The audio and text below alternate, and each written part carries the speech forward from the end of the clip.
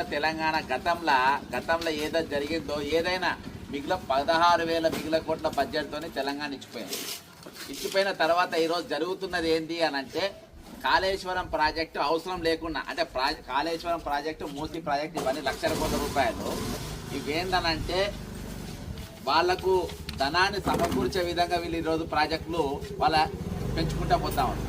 ఇందులో కాళేశ్వరం ప్రాజెక్టు ప్రక్షాళన లేకుండా కడితే 20,000 కోట్ల రూపాయలతో అయిపోయేది. కానీ లక్షల కోట్లు దాటితేనే కదా, అంటే కిందికెళ్ళి నీళ్లు పైకి తీసుకపోతే కాళ్ళకి వెళ్ళి నత్తికి తీసుకొస్తేనే పైసలు వస్తాయి. నెత్తి మీద నీళ్లు పోతే కిందికి పోతాయి, ఖర్చు కావు. కాళ్ళ కిందికి నీళ్లు నెత్తి మీద తీసుకొస్తే పైసలు ఖర్చు అవుతాయి. పైసలు ఖర్చు అయితేనే కట్టడానికి పైసలు వస్తాయి. ఈరోజు దానికి ఒక కమిషన్ వేసిండ్రు.